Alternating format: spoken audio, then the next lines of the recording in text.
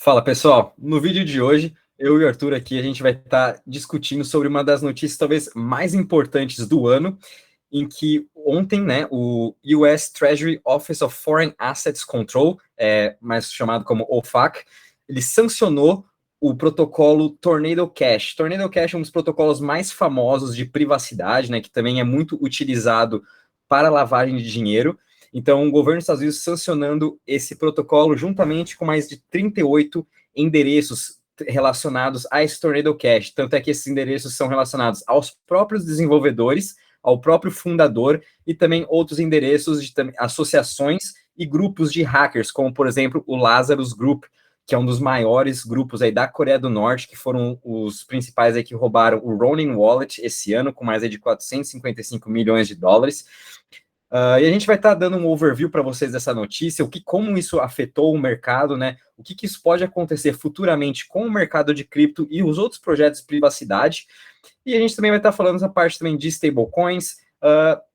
E também no final a gente vai também dando umas opções de outros projetos de privacidade que futuramente talvez possam ser sancionados ou não, né? Lembrando que tudo isso que a gente vai estar discutindo não é nenhuma recomendação de compra ou venda, né? É somente a nossa opinião, a nossa própria análise. Salientamos aqui também que vocês façam suas próprias análises antes de fazer esse investimento, só deixando um disclaimer aqui bem claro, né? Para a gente começar aqui, então, antes só queria trazer um overview, vai ser um pouco um overview mais técnico sobre o que é o Tornado Cash, né? O Tornado Cash ele foi construído em 2019 dentro do blockchain da Ethereum, né? Atualmente ele é o maior cripto de privacidade, né? E conforme eu falei no começo, mais utilizado por um lado de lavagem de dinheiro, né? A gente depois vai trazer números para vocês. E o Tornado Cash é um protocolo não custodial, né? Não tem uma entidade por trás. Então o governo ele não pode estar barrando a empresa de literalmente bloquear o seu contrato ou bloquear qualquer transação. Por ele ser não custodial, simplesmente ele vai sempre estar rodando perpetualmente para a vida toda. Então, o governo, qualquer pessoa tem que ficar todo dia olhando essas transações. Não tem simplesmente como você barrar, assim como, se não me engano, foi em março ou em maio, em que o governo dos Estados Unidos sancionou também o Blender.io e o Hydra Markets, que são empresas centralizadas de privacidade também, em que outras entidades utilizavam esses projetos para fazer lavagem de dinheiro. Por eles serem centralizados, o governo conseguiu barrar essas empresas, né? O Tornado Cash é totalmente diferente.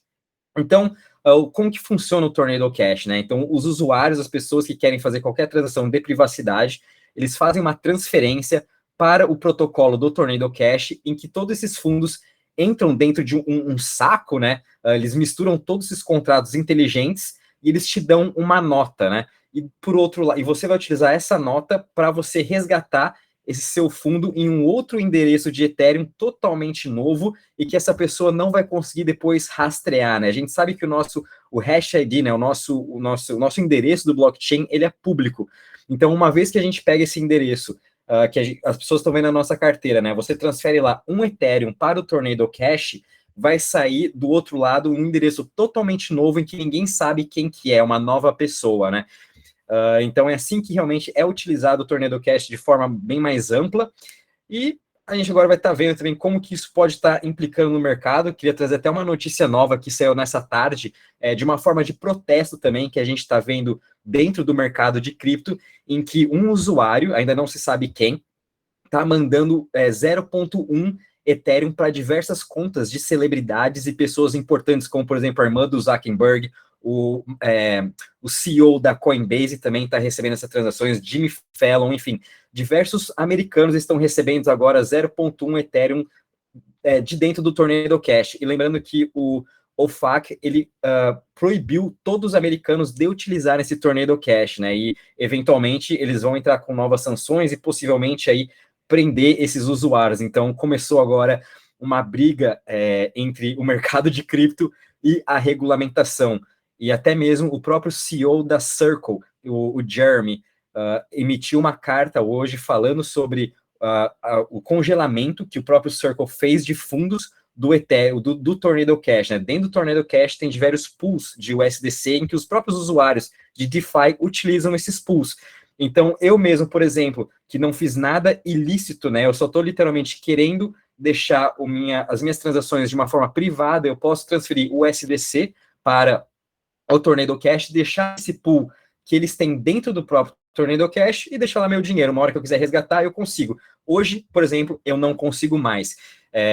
Então, a gente também vai estar comentando essa parte das stablecoins, o que eu sempre venho aí reforçando, né? Até no Morning Call de hoje, reforcei sobre uma economia descentralizada, precisa de um dinheiro descentralizado. E a gente sabe que o USDC é uma stablecoin centralizada, e eles até estão agora querendo chamar, né, o governo dos Estados Unidos para conversar juntamente com outras entidades de cripto, para eles chegarem numa solução melhor do que você simplesmente tá barrando uma nova tecnologia, né, tirando a privacidade do usuário.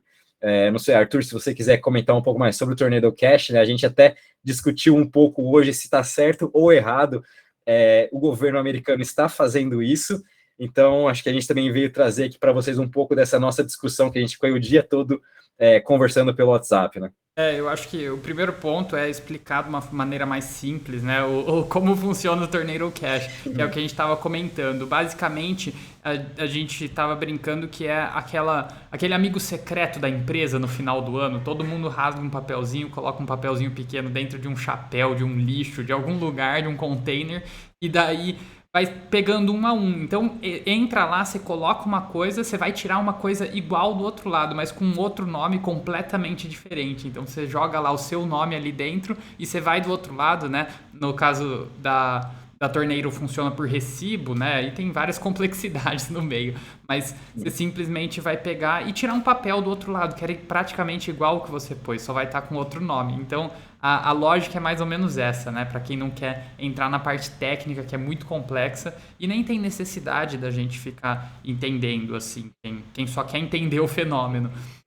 Fora isso, eu acho que faltou a gente falar um pouco das regulamentações em si que foram feitas, da sanção. A sanção ela é muito agressiva, tá? É uma sanção igual foi feita para o Irã, mais ou menos. Então, qualquer americano, qualquer cidadão americano que for pego fazendo qualquer tipo de operação com a Tornado, seja ela transferindo, seja ela recebendo, seja ela operando, seja ela escrevendo o smart contract, essa pessoa pode pegar até 30 anos de prisão e uma multa gigantesca ainda. Então é uma coisa absurda, né? É muito forte, assim, realmente a sanção tá botando medo. Daí começou essa brincadeira de enviar para carteira de famosos, né? Porque vamos ver se de fato eles vão aplicar. Então eu quero ver, o famoso que não tem nada a ver, ele só tem uma carteira de Ethereum, caiu o Ethereum na carteira dele, porque alguém mandou pelo Tornado Cash, né? Daí, será que ele vai ser preso por 30 anos? Será que ele vai precisar de um advogado? Essa é a brincadeira aí do mundo de cripto, tentando sacanear o mercado tradicional, falando, então vocês vão vir atrás da gente, a gente vai sacanear vocês. Lógico que no final das contas, como isso não é um algoritmo, né? O governo não vai perseguir essas pessoas, provavelmente não vai acontecer nada, né? Eles vão tratar como uma brincadeira que foi, uma brincadeira de mau gosto, né? Tá questionando a autoridade do governo. Mas vai ser tratado assim, né? Porque a gente sabe que, por bem ou por mal, tem um organismo, uma organização centralizada, que é o governo americano, e ela vai poder julgar se isso é certo ou errado. É justamente a questão que a gente sempre cai da descentralização. E as pessoas, você não tem ninguém para te proteger. Se você errar, se acontecer alguma coisa errada, acabou, é por ali mesmo, não tem como voltar atrás, não tem como mudar. Então, a gente volta para as mesmas questões básicas levantadas por cripto. Mas o que eu estou gostando desse debate é que, primeiro, a gente está tendo as pessoas estão finalmente entendendo que blockchain não é uma maravilha para você lavar dinheiro. Você tem alguns protocolos desses, né, que são legais para isso, no caso, né, são péssimos para a sociedade, mas tem alguma funcionalidade, mas eles têm...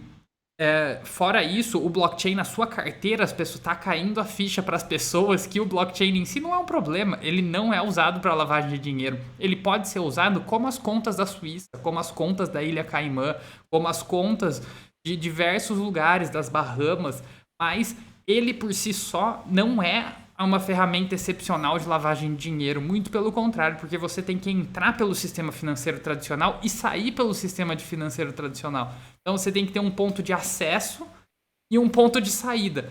E ambos vão ser, principalmente para grandes quantidades de dinheiro, o sistema financeiro tradicional. Vai ser uma conta bancária que você vai ter que ter em algum lugar. Então, essa questão de lavagem de dinheiro pro blockchain, né, mais tradicional, aqui não estou entrando muito no quesito do torneiro, mas ela é um pouco ultrapassada já, né? Eu acho que a gente já superou isso, inclusive as pessoas estão percebendo que Bitcoin não é para lavagem de dinheiro. A gente tem alguns protocolos, temos muita coisa legal acontecendo e algumas não tão legais. E é justamente o que eu acho que o governo americano está querendo mostrar com isso. A gente vai atrás daquilo que não é legal. Não vamos atrás do Bitcoin, não vamos atrás do Ethereum em si. A gente vai atrás dos protocolos que estão facilitando com que as pessoas façam coisa errada. E, de fato, aí tem o seu sentido, tem a sua lógica, né? A maioria dos diehards de cripto, né? O Rafa mesmo fala que é o anarquismo, né? A descentralização máxima. Quanto menos centralização a gente tiver, melhor é. E eu não concordo com isso. Eu já tenho a visão de, às vezes é necessário, e eu acho que credencia o nosso espaço, mostra que o nosso espaço é sério. E o governo americano não quer regular o Bitcoin, porque o Bitcoin ele entende que é uma tecnologia legal, é justa, é de mercado, e o preço dele que seja dado pelo mercado. Agora, uma tecnologia onde você coloca o dinheiro e você consegue desaparecer com ele completamente, você não sabe para onde ele vai, um protocolo de 7 bilhões, eles já fizeram isso com 7 bilhões de dólares, e fatidicamente 30% mais ou menos foi usado para lavagem de dinheiro para hackers, né? Não é a lavagem de dinheiro tradicional do político, do que a gente está mais acostumado. Então, a maioria é sempre hacker que a gente vê, né? Aquele hack do Axie Infinity, os hacks da Coreia do Norte, enfim, são hacks, às vezes até muito pior que uma lavagem de dinheiro de político, uma coisa interna aqui de um país, é uma briga entre governos, foi mandado muito dinheiro para a Rússia por meio desses protocolos. Então essas são as questões que o governo americano está levantando. Olha, isso não é legal, isso a gente não vai tolerar, isso a gente vai perseguir.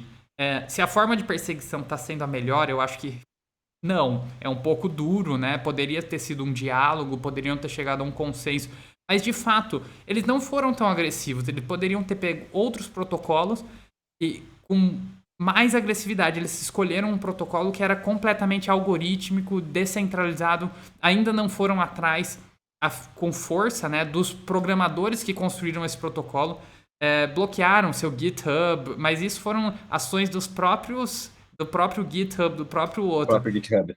Se mostrando que eles estão sim suscetíveis. Pô, é legal a descentralização, é legal o anarquismo? Mas a hora que o negócio aperta, a hora que fala que eu posso ser preso por 30 anos, putz, aí não é tão legal, né? Aí governo americano é bonitinho, vamos seguir as regras, não vamos passar dos limites que ele está impondo para nós. Eu acho que principalmente essa questão de privacidade é muito importante no mundo todo, né? É um direito nosso em que o governo não pode literalmente tirar isso da gente, essa questão de privacidade. Realmente, como você falou, essa sanção que o OFAC fez foi realmente bem rígida, né? Foi até tipo um absurdo, realmente o Twitter hoje todo só se falava disso. E a gente agora vai começar a ver discussões, né? Tanto é que o CEO da Circle, nessa carta que ele emitiu hoje, ele quer sim trazer outras indústrias, né? Outros aí CEOs, por exemplo, da FTX, Coinbase, até mesmo do Tether, até pode até vir trazer desses protocolos de privacidade, que não é somente o Tornado Cash que existe. A gente mais no final vai chegar nos outros projetos também de privacidade para explicar um pouco da diferença. Mas enfim, tem que ter essa discussão para educar o governo americano. Como também está vendo aí, o ano passado, esse ano todo, a gente está vendo diversas vezes, todo mês, se eu não me engano, tem aí discussões com CEOs e representantes do mundo de cripto para educar o governo americano. E eles precisam dessa educação para colocar as regras certas, né? Eu sim sou a favor da regulamentação, mas não pode ultrapassar certos limites. Para mim, esse limite que foi feito, né, de literalmente barrar uma tecnologia foi além. Eles podiam ter, sim, conversado melhor e ter feito de uma forma mais eficaz, né? Igual hoje, por exemplo, se eles forem seguir realmente essa lei que eles impuseram ontem, eles vão ter que literalmente prender todos os famosos que receberam 0,1 Ethereum por serem americanos. Então você já vê aí que a lei tá falha. O que eles fizeram foi só para assustar, mas eles erraram feio, né? Porque não foi nada errado. O que agora vão ter que prender todo mundo? Não. Eles vão ter que rever essa lei, agora vão ter que chamar provavelmente o mercado todo. E um ponto também que traz medo para os desenvolvedores de cripto, o meu medo é que pode até atrasar um pouco o nosso crescimento, é que agora os desenvolvedores que estão aí criando novos projetos, eles estão com mais medo ainda de criar qualquer código, né? Criar qualquer projeto que, nossa, será que se eu criar essa DEX, o governo americano, a Europa, eles vão me aceitar? Né? Eu vou ser preso por estar escrevendo uma linha de código? Então, isso aí traz muitas dúvidas para o nosso mercado e com certeza aí vão ter diversas discussões, como falei, e muito atraso, talvez, por um lado, da nossa tecnologia, se os governos não colocarem as regras certas, se não tiverem discussões certas. É isso que eu acho o principal. Então, a gente provavelmente nas próximas semanas, meses, vamos ter aí uma mudança, talvez, dessa lei, né? De acordo com o que eles forem discutindo juntamente com o SDC, o principal é que eles estão barrando até pessoas que não fizeram nada, né? Então, o que essas pessoas têm a ver? Até o Vitalik, por exemplo, postou hoje falando que ele usou o Tornado Cash para fazer uma doação para a Ucrânia. Ele sendo russo, né? Imagina se o governo russo descobre que ele doou lá, não sei, X Ethereum para a Ucrânia. Então, ele teve que usar o Tornado Cash para fazer essa transferência e ninguém sabia que o Vitalik transferiu X Ethereum para a Ucrânia. Da mesma forma como aos poucos que o mercado vai evoluindo, né? Se eu quiser hoje, por exemplo, fazer um pagamento, comprar um café, comprar qualquer coisa no shopping e usar cripto, o próprio atendente vai estar sabendo qual que é a minha wallet e vai depois estar me seguindo a minha vida toda. Ele vai poder estar vendo todas as compras que eu for fazer, todos os meus investimentos. Eu não quero isso que ninguém saiba. Então, por exemplo, para eu fazer qualquer compra do meu dia a dia, eu vou estar utilizando uma cripto de privacidade. Eu vou estar jogando meu dinheiro no Secret Network, por exemplo, que é uma outra de privacidade, ou na Monero, Zcash, até o Tornado, para estar fazendo essas compras diárias, né? Aí vem até a questão depois que a Polygon está criando também um protocolo juntamente com a Ernst Young para as empresas, né? Então, imagina uma empresa que tem lá o seu balanço, tem lá as contas dos clientes, eles têm que utilizar uma cripto de privacidade para ter essa segurança de que ninguém vai estar também rastreando o que a empresa está fazendo. Então, a gente precisa, sim, ter essa privacidade e, de novo, né, regulamentação e o mercado de cripto tem que andar de mãos dadas. É uma coisa que não tem como eles barrarem 100% mais essa tecnologia, já ficou grande demais para eles barrarem literalmente, então eles têm que entender. E essa educação demora muito tempo. Então, realmente, isso aí foi um susto no mercado hoje, e podem esperar que mais para frente vão vir mais regulamentações, não só de privacidade, mas também de DEX, mas também de CeFi, né, como o Arthur comentou. Hoje, a gente tem nossa conta na Binance, na Crypto.com, e a gente está vendo elas serem regulamentadas em diversos países. Elas mesmas estão buscando essa regulamentação, elas querem ser regulamentadas para poder operar livremente, assim como qualquer banco opera hoje livremente no Brasil, nos países, todos eles são regulamentados. E uma hora em que por exemplo, eu opero 100% por DEX hoje, se eu quiser um dia trazer meu dinheiro de volta, a Binance sabe qual que é o meu endereço da minha MetaMask, da minha Phantom, da minha Kepler, e ele depois eu vou ter que reportar, obviamente, isso daí, porque eles vão estar reportando que o Rafael, na conta da Binance, transferiu um Ethereum, né? Mas aí o ponto é em que o governo não pode também pegar a minha wallet e me rastrear 100%. Aí a gente entrou como se fosse na China, em que eles utilizam o seu CBDC, o seu Yuan digital, e a China te rastreia 100% de tudo que você faz. Isso também já cortou o limite. Então, a gente tem que sempre andar nessa parte de mãos dadas. E, obviamente, a gente vai continuar acompanhando isso.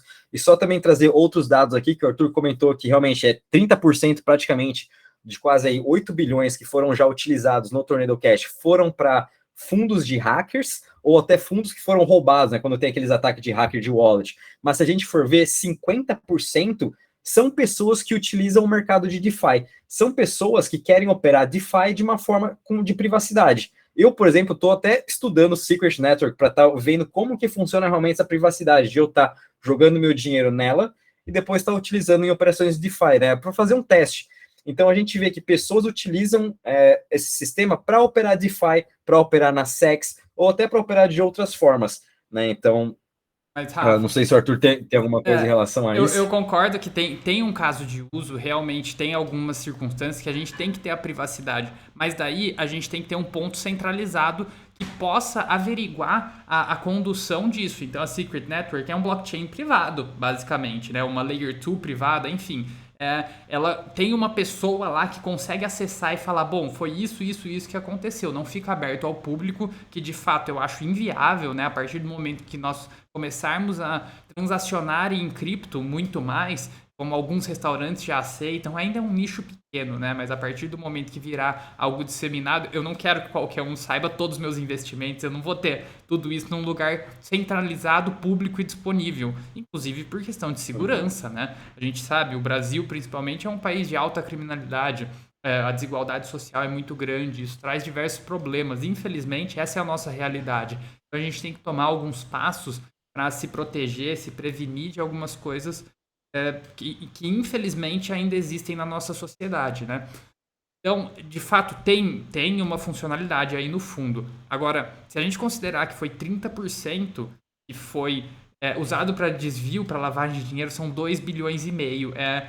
Pô, é o maior escândalo de corrupção da história, praticamente. A gente não pode passar a mão na cabeça do torneiro. Apesar que o torneiro, ele não tem culpa. A pessoa que fez foi lá, fez um código, publicou, tá rodando esse algoritmo até hoje, sabe? É Tá difícil. rodando da forma que ele foi construído. E não pode parar, É tá difícil certo. você falar. É até uma questão jurídica interessante, porque de quem a gente vai atrás, né?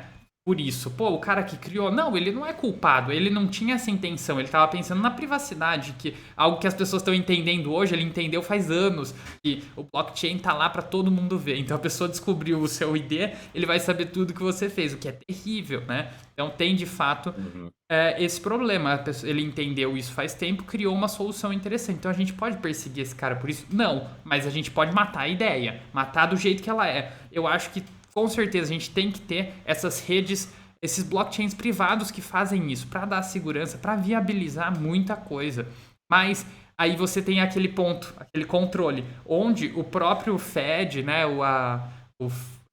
essa agência reguladora, ela pode ir lá e falar, olha, se ocorrer lavagem de dinheiro, eu quero saber como acontece nos bancos. Lógico que mesmo assim você pega o HSBC, porra, teve um puta escândalo de corrupção alguns anos atrás, e enfim, não só esse, né? O HSBC é um bom caso porque foi um escândalo bem Tá grande. até no Netflix e tudo mais. É Exato. um documentário bem legal. Foi icônico até pelas suas proporções. Mas assim, 2 bilhões e meio não é brincadeira. 2 bilhões e meio de dólares é brincadeira de gente grande, sabe? É o PIB de alguns países aí no mundo. E Então, principalmente esses grupos, né, que é da Coreia do Norte, que se autofinanciam pro mal, pelo né, governo, inclusive, provavelmente, pelo porque governo. lá na Sim. Coreia do Norte nada se faz sem o governo, né? Então é uma questão muito importante. Essas sanções da Rússia, dá pra gente burlar elas por completo com esse tipo de protocolo. Inclusive esse DeFi O aí, Irã hoje, 50%. Irã que tá com sanção o Irã ainda. utilizou hoje, fez a primeira transação de 10 milhões, né? Então, eles estão utilizando cripto agora para fugir dessas sanções, É, né? e daí, ter esse ponto de centralização, às vezes é bom, às vezes resolve muitos problemas. Apesar de que vai ter uma pessoa que vai conseguir ver suas transações, vai ser um terceiro de confiança. A gente acaba voltando para uma ideia de sistema bancário tradicional. Mas eu acho que é quase inevitável. Se a gente quer viver numa sociedade harmônica, a gente não pode deixar tudo para código. Inclusive, isso é um ótimo exemplo, ilustra muito bem.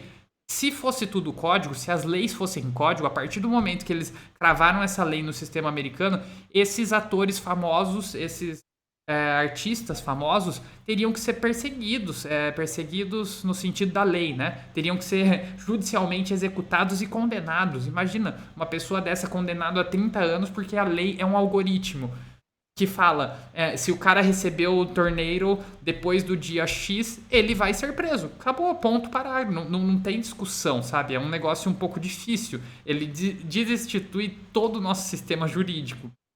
Então, eu acho que Sim. ideologicamente foi quase um tiro no pé de cripto. Ele falou, puta, realmente não pode ser tudo algorítmico. Porque, olha, se fosse tudo algorítmico, vocês iam cometer um erro gigantesco. E daí o governo americano vai vir falando, exatamente por isso, nós não somos algorítmicos. A gente tem que manter alguns pontos de centralização. São lugares onde você pode recorrer, onde você pode discutir, onde você pode ter o seu fair trial, o seu julgamento justo, né? Eu acho que isso é justamente o que a gente está vendo. Ideologicamente, cripto acabou se dando um tiro no pé, acabou falando, putz, olha como a gente é bobo, a gente acha que tudo deveria ser algoritmo, mas assim, se fosse, ia ser horrível, e daí justamente os Estados Unidos vai vir provar por que que não é.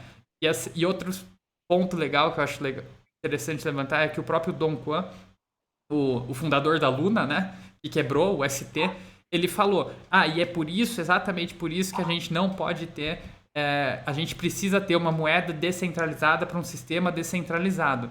Porque teve a questão da Circle, né, eu acho que a gente já comenta disso, mas deixa eu só terminar o pensamento. Entrar também nessa questão de stablecoin. Mas daí o que o Do Kwon tá falando, ele acha que tem que ter uma stablecoin completamente descentralizada, algo como a Luna. E a gente viu o que aconteceu com a Luna, sabe? Será que é realmente isso que a gente quer? Um negócio algorítmico que ninguém consegue controlar, que precisa do voto de todo mundo para mudar? Então, se tiver um mínimo problema, a nossa economia quebra por inteiro. É um negócio que puxa tudo a zero. Que enquanto funciona, pode funcionar maravilhosamente bem por 1 ano, 100 anos, 1000 anos, como o Luna funcionou por algum tempo aí. Mas a partir do momento que tem um estresse muito grande, quebra tudo. Então é realmente muito preocupante, né? É uma questão... será que esse tanto de descentralização é o que a gente precisa? É uma questão... É difícil, né? Essa é a discussão que eu e o Rafa tivemos o dia inteiro. Ficamos, putz, o Rafa é a favor da descentralização máxima. E eu já falo, putz, a gente tem que ter alguns pontos de centralização, né? Vai ser muito difícil a gente acabar com isso. Mas é uma questão, é quase uma questão ideológica, né? É divisor de águas, assim. É o que seria direita e esquerda na política, no mundo de Bitcoin, a descentralização máxima ou um pouquinho menos. E assim, entendam que eu tô falando, não é eu quero tudo centralizado, muito pelo contrário, eu quero eu quero um ponto a menos do máximo. Tem que ter algumas coisinhas que permitam uma maleabilidade do sistema maior. Eu acho que essa questão de o smart contract, né, o que está escrito no código é efetivo. A gente pôde ver o quão efetivo e bom é, por exemplo, o mercado de financeiro. O DeFi, durante toda essa crise, funcionou perfeitamente. Tanto é que a Celsius e outras empresas que tinham os seus fundos dentro desses protocolos de DeFi, eles tiveram que pagar primeiro a Aave, o MakerDAO, todo o Compound, para poder retirar seus fundos antes de pagar os credores aqui no TradeFi. Então, o que está escrito lá, eles têm que pagar primeiro aquilo e tem que obedecer o código. O código simplesmente não vai te liberar o dinheiro, você vai poder negociar, igual você consegue negociar sua dívida do banco. Não. Isso é muito bom para o mercado financeiro para trazer essa segurança, vamos dizer assim, né?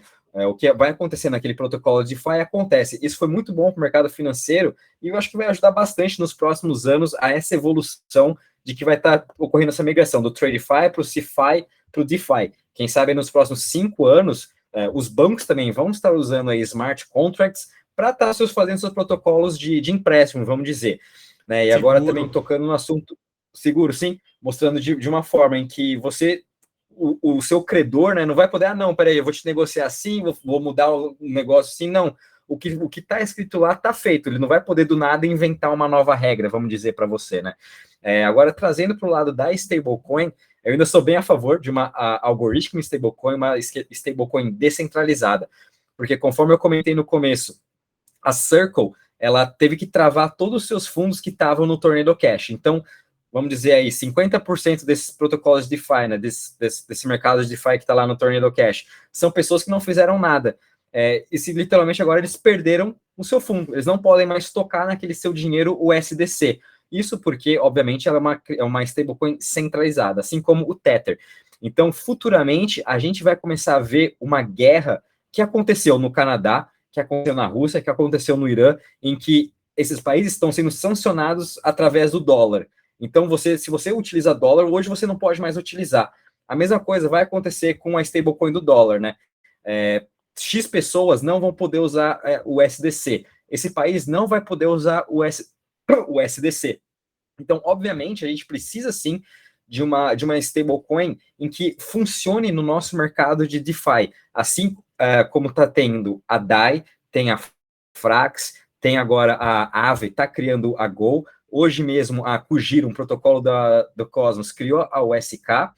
São stablecoins over-collateralized, né? Voltando um pouco, né, no caso de Luna, infelizmente ela não deu certo, muito por conta de como ela foi desenvolvida. Ela era uma stablecoin 1 para 1, né? Ela não era over-collateralized, ela era até um pouco under-collateralized. Então, ela tinha sim esse risco de quebrar, ela tinha o risco desse death spiral que a gente viu acontecer, e também provou para o mercado que esse não é o modo da gente construir uma stablecoin. Não é sendo 1 para 1 ou under-collateralized, e nem utilizando talvez aí Bitcoin nesse momento como colateral, né? Bitcoin ainda tem que também se provar ser esse ouro digital. Antigamente, todas as moedas eram emitidas através de lastro de ouro, porque o ouro já possui mais de 5 mil anos, né?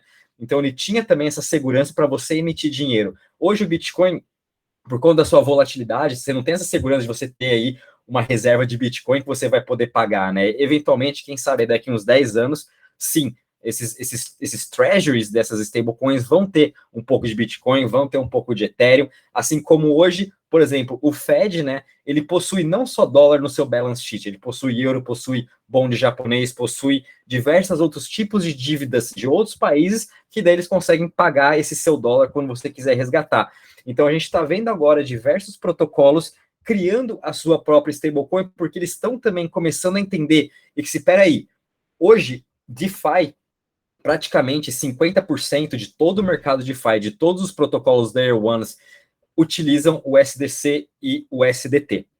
Se um dia os Estados Unidos sancionar o SDC de utilizar talvez o protocolo X de DeFi, talvez quebre o mercado. Isso pode quebrar o protocolo, isso pode ferrar muito. O que pode sim acontecer é um crash, e que a gente pode talvez ver isso nos próximos anos.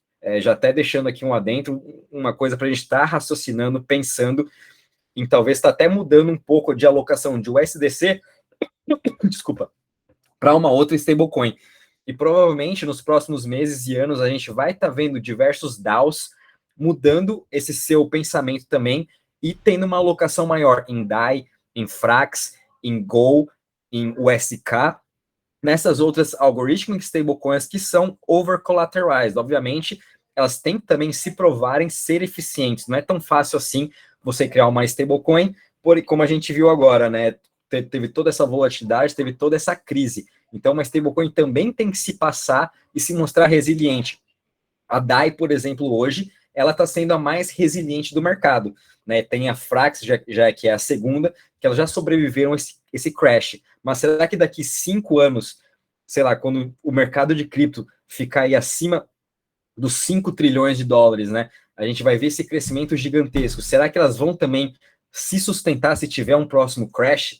A gente não sabe, a gente tem que aguardar. Então, por isso dessa diversificação que a gente vai começar a ver também. Eu queria fazer um comentário dessas stablecoins, né, over-collateralized, porque assim, financeiramente elas são um conceito estúpido, tá? É um conceito que não faz o mínimo sentido, porque se você vai ter que colateralizar mais o ativo, você vai ter que ter mais dinheiro dentro daquele ativo do que você pode estar emprestando ou dando, ele é financeiramente burro, você está perdendo dinheiro por ter aquele ativo. Porque em vez de se você poderia pegar, você tem $1 bilhão, né? Que você poderia pegar esses $1 bilhão e colocar para render em algum lugar. Colocar até em tesouro público americano, digamos, né? Agora tá com a taxa um pouquinho mais alta, uns 3%. Mas você colocaria esse 1 bilhão para render. Se você vai fazer a sua stablecoin e você vai over-collateralize ela com outros ativos no valor de 1 bilhão, você não pode investir esse seu 1 bilhão e você vai estar entregando para as pessoas somente 800 milhões de dólares. Então, você tem um colchão de 200 milhões de dólares e você está deixando de utilizar. Então, financeiramente, é um conceito estúpido. Eu estou guardando dinheiro para poder dar menos dinheiro do que eu guardei. Então, isso aí é para você criar uma stablecoin, é para você fazer o mint dela. Realmente, cripto é muito novo, né? Tem essas stablecoins não tem nem 5 anos de vida, vamos dizer. Então, eles ainda estão vendo qual que é a melhor maneira, né, da gente estar criando, sim, uma algoritmo stablecoin. E é a base de teste e erro que isso vai acontecendo. O ST foi um dos melhores testes, eu acho, na minha opinião, da gente poder ver realmente como que acontece você, num estresse gigantesco de mercado, você ter Bitcoin, por exemplo, né? Até queria voltar um pouco atrás, você comentou sobre utilizar uma stablecoin que ninguém possa tocar. O Bitcoin está se mostrando muito resiliente em tudo a isso, né? Voltando assim, não sendo um Bitcoin Maxi nem nada, mas eles adoram esse tipo de exemplo, né? Porque quando teve a greve dos caminhoneiros no Canadá, quando teve também as sanções a guerra entre Rússia e Ucrânia, o Bitcoin funcionou perfeitamente. As pessoas estavam transacionando Bitcoin, estavam mandando, e o governo não tem como você barrar o Bitcoin. Não tem como. Só se você desligar a energia do mundo todo. Aí acabou também a internet, acabou o mundo, né? Então, o Bitcoin também, eu acho que está se mostrando esse caso de resiliência e mostrando quão importante ele é. E aí eu fico pensando também, por que eles ainda não criaram, não sei, uma stablecoin dentro do próprio Bitcoin, né? Não sei, utilizando talvez ali o protocolo Proof of Work, quem sabe aí o Jack Dorsey, o Michael Saylor, que estão aí agora 100%, né, focados em Bitcoin, quem sabe eles também estão desenvolvendo isso, uma stablecoin que tenha essa tecnologia assim também do Bitcoin. Não sei, vamos aguardar. É uma coisa que eu também fico pensando e acho interessante, porque ainda ninguém conseguiu parar o Bitcoin. E isso só está, eu acho, aumentando o caso de uso também e mostrando quão importante ele é. O que eu acho mais interessante, Rafa, é que de fato o Bitcoin está tentando virar essa reserva de valor, mas agora com o merge do Ethereum, onde ele vai virar Proof of Stake e vai ter um yield fixo praticamente para quem tiver staking esse ativo, talvez o Ethereum comece a virar essa reserva de valor, porque não existe nada que o sistema financeiro goste mais do que um ativo que você sabe que você pode comprar e você vai ter rendimento nele. Lógico que isso depende do preço, mas daí você cria um choque de demanda muito grande. Então a tendência é que o preço suba, porque você tira de circulação uma parte dos tokens e ainda cria uma demanda adicional do mercado financeiro tradicional por esse ativo. Então esse merge do Ethereum tem um potencial disruptivo gigantesco. Essa transição eu acho que está deixando muito Bitcoin Maxi sem dormir, porque de fato é sensacional, é um negócio que a gente não teve até agora. No Bitcoin você tem o mining e tudo isso que é extremamente ineficiente, né? Quando comparado ao Ethereum. Se você tiver a opção de mine Bitcoin ou Ethereum, você vai mine Ethereum, se você estiver preocupado unicamente com o retorno financeiro. E daí vai acabar o mining, né? Vai ter muitas placas de vídeo baratas aí nos próximos meses. Inclusive, quem for gamer aí aproveita. Assim que acabar o merge do Ethereum, se você quiser comprar uma placa de vídeo, vai ser uma das melhores placas de vídeo que você vai comprar pelo menor preço, porque vai ter um sellout gigantesco. Isso pode ficar tranquilo. Inclusive, a Nvidia postou resultado pior exatamente por isso. Placas de gaming pesadíssimo, underperform absurdamente, porque o merge do Ethereum. Então, a gente começa a ver como a cripto está impactando o mundo real. Pô, a gente está impactando o resultado de Nvidia, uma das maiores empresas do mundo, do mercado tradicional. E além disso, agora a gente tem essa perspectiva do Ethereum virar um ativo financeiro sensacional para todo o mercado financeiro que pode ser utilizado aí em muitas coisas. Vai ser a taxa básica de juros, vai ser o que o Fed fala de 4%, a gente vai ter o Ethereum. Na nossa realidade do mundo cripto, nós vamos ter o Ethereum. A gente vai ter uma taxa básica de juros, vai ser o Ethereum. Hoje é o Bitcoin, mas é muito difícil você calcular o yield de Bitcoin. Você tem que ser um minerador. Acho que o Bitcoin nem tem, né, esse yield, vamos dizer. Muito Muito por conta pela transação do do mecanismo mining, dele de né? ser. Do mining, Mas dessas por ele ser coisas. Proof of Work, ele foi criado de uma forma, né? E ele funciona muito bem dessa forma. Eu não acho que o Bitcoin tem que mudar, ele está no caminho certo.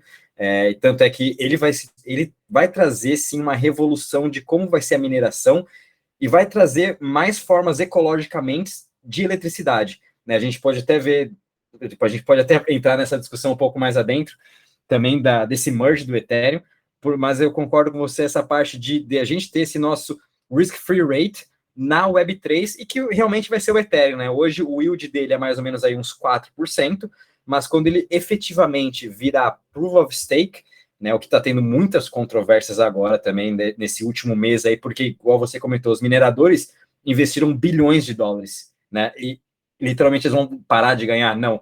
Então tá rolando aí diversas discussões de fork, mas realmente, quando tiver esse yield, não sei o que vai acontecer. Pode ser, quem sabe, futuramente, aí vai ter essa briga entre o Ethereum ser uma reserva de valor para as stablecoins. Tanto é que as stablecoins hoje, a DAI, por exemplo, possui Ethereum como uma reserva, né? Mas obviamente bem pouco, eles têm o USDC, tem um conjunto todo, mas provavelmente pode ser futuramente muito mais Ethereum do que o USDC, o USDT, né? Como eu falei, esses treasuries agora de diversos DAOs vão estar mudando, que pode trazer até bullish aí para o Ethereum, para a Solana, para a Avalanche, enfim, em que eles podem constituir aí o treasury de muitos DAOs.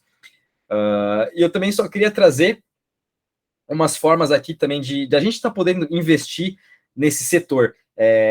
Quem acompanha o nosso grupo já desde o começo do ano, né, a gente comentou que privacidade vai ser um dos assuntos muito comentados. Setor de privacidade, né? A gente está setor. voltando.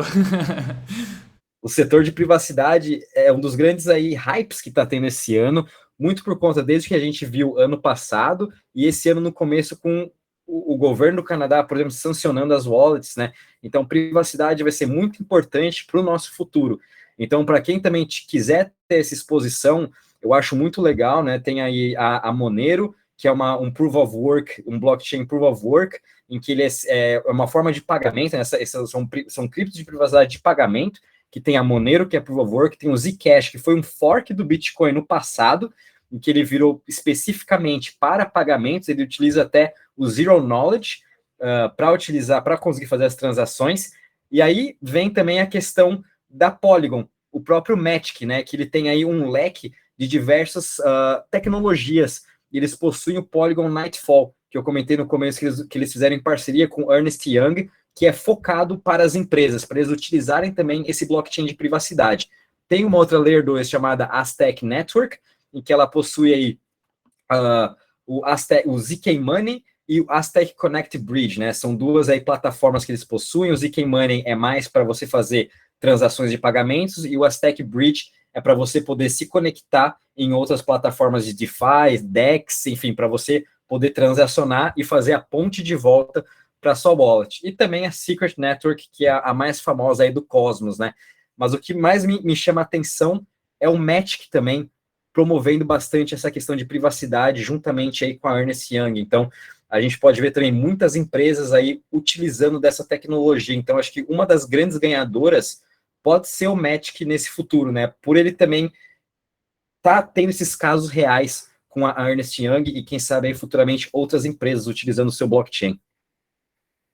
Eu gosto sempre de voltar no assunto. A gente tem que entender a funcionalidade que isso traz, né? E hoje a gente está identificando um problema que está vindo à tona ainda mais por conta do tornado aí que o governo americano decidiu proibir, mas é a privacidade. Então, isso é um problema real, isso é um problema de blockchain, porque tudo está disponível no blockchain para todos. E basicamente como se resolve isso é com um blockchain privado, ou pelo menos uma parte do blockchain privado, como a Matic fez, né? Faz o Nightshade, é só uma parte dele, não é o blockchain inteiro. Você entra num setor, pode até ser uma Layer 2 do próprio blockchain, ou uma Layer 3, né? Porque o Matic já é uma Layer 2. Agora já está criando aí várias. Então é isso. E esse conceito, ele é muito importante, ele resolve um problema real, um problema que as pessoas vão ter. Se nós de fato queremos onboard o próximo 1 milhão de pessoas para cripto, 1 bilhão de pessoas, a gente vai ter que conseguir conduzir pagamentos de forma secreta, né? Porque ninguém quer ficar mostrando todas as suas transações, abrir seu livro financeiro para o mundo inteiro. Inclusive hoje é normal no Brasil você não querer mostrar o seu CNPJ, você até pedir para tirar da internet o seu nome, o seu capital social da sua empresa e as diversas informações, porque você quer a sua privacidade.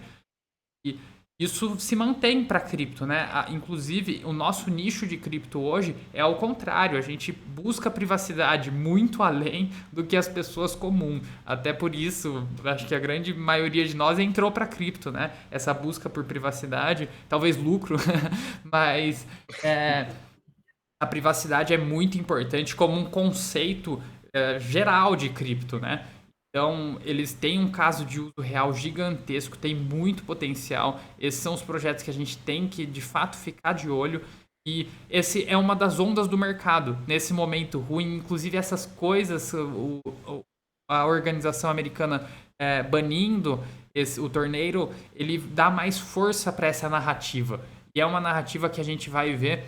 Lógico, pode ser que ela pegue um pouco agora, mas de fato a gente só vai ver qual que é a próxima narrativa no próximo bull market, né? Que a gente está começando agora, acho que a gente está batendo fundo mais ou menos agora. Não sei se já bateu ou ainda vai bater, mas a gente está adentrando na próxima ascensão aí. E a gente tem que estar muito de olho nas narrativas.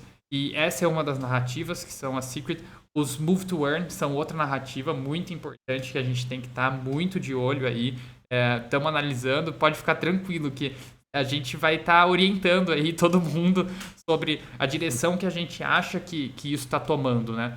Espero que a gente possa acertar todos juntos, mas as duas grandes narrativas hoje é a solução dos games, né, para cripto, que é principalmente o Move to Earn, que é o Health Tech ainda, ele ainda junta mais uma coisa, mas os games em geral, né, porque eles têm aquele problema que a gente comentou em outro podcast, né, que é no podcast da Stephanie, inclusive, é um problema da economia do game, né, da própria economia dos tokens, da emissão, tendência de cair o preço, enfim. Aí, se vocês quiserem, vocês dão uma conferida no da Stephanie, até vamos deixar o link na descrição aí, se alguém quiser, mas eles têm esse problema, e esse problema, se resolvido, abre um mercado gigantesco, e daí ainda tem a parte de Health Tech com essas coins que ajudam você a fazer exercício, a se movimentar, te criam incentivos.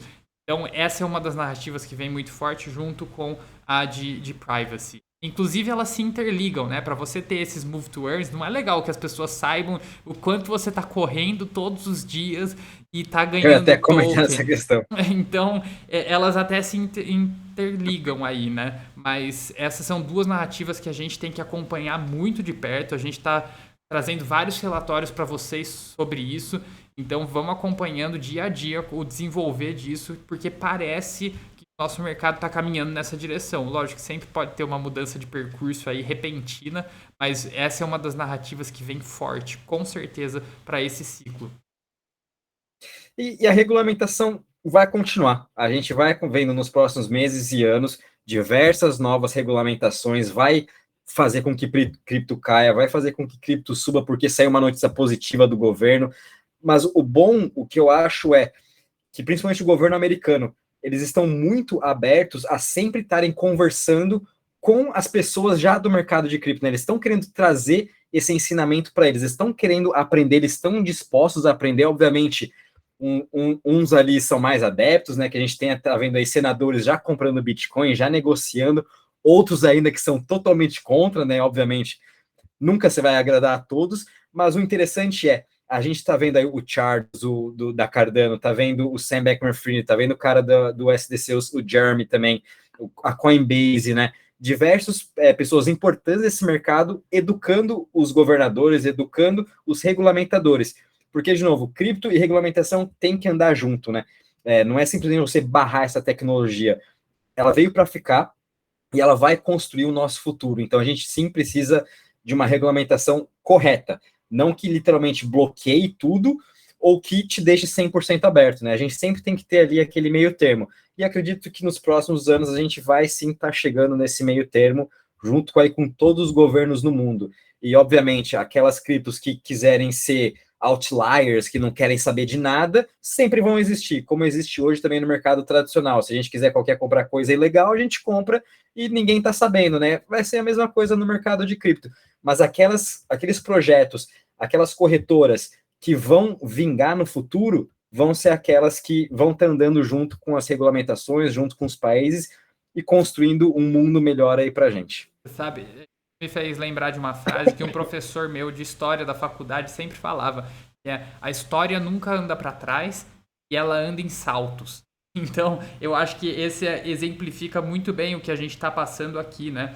Eu sou um pouco mais tecnológico, né? Então, a tecnologia nunca anda para trás E ela anda em saltos, se aplica muito bem, e daí as mudanças, elas vêm vindo, a mudança na sociedade, pela imposição da tecnologia. A tecnologia, ela vem, a gente não consegue parar o desenvolvimento tecnológico. A forma como a nossa ciência desenvolve é através da tecnologia, através dos incrementos tecnológicos. Então, isso não anda para trás, você pode gostar ou não gostar, você tem que aceitar. Inclusive, eu acho que um dos grandes desenvolvimentos desses últimos anos, inclusive falando em regulamentação, é o fato dos Estados Unidos estar mostrando para o que ele vai regular, o que ele vai aceitar, o que ele não vai aceitar. Apesar de passar uma insegurança inicial dele vir de uma maneira um pouco brusca e fazer essa regulação que impõe prisão e afins, ele está sendo sutil, ele está avisando, olha, esse é o tipo de coisa que eu não vou tolerar.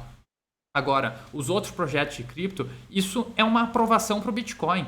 É um consentimento. Ele não fala explicitamente, mas ele está consentindo. Ele está falando, a minha preocupação não é Bitcoin. Bitcoin está safe. Bitcoin pode andar. Agora, a partir do momento que vocês começarem a tentar burlar as coisas que eu faço, a tentar minimizar o Estado americano, aí vocês vão ter problema. Mas se não for esse o caso, pode correr, corram livremente. Vamos ver o que vai acontecer. Eles querem surfar essa onda, porque eles já perceberam que cripto veio para ficar. Não adianta você tentar inibir o desenvolvimento, é pior. Principalmente os Estados Unidos, na posição que ele está hoje, de contestação da sua hegemonia mundial, a gente tem... Eles perceberam que é melhor eles aceitarem e abraçar as novas tecnologias para tentar dar um pulo na frente, tentar não deixar que a China passe eles com facilidade. Porque praticamente todos os indicadores mostram pra gente que a China vai sim ultrapassar os Estados Unidos, já ultrapassou ele em PIB, em paridade de preço, logo vai ultrapassar em PIB nominal, e o desenvolvimento deles é muito mais rápido, apesar de ter desacelerado agora, né? Mas eles têm um desenvolvimento mais rápido só pelo número de pessoas, sabe? É um desenvolvimento ainda normal, não é nada excessivo, não é nada demais, mas eles têm 1 bilhão de pessoas contra 300, 400 mil dos Estados Unidos. Então é muito pelo número, é muito mais pelo número do que pela qualidade do desenvolvimento. Mas é uma realidade. A China está começando a contestar cada vez mais o poder americano. E isso mostra a posição que cada governo está tomando em relação a isso.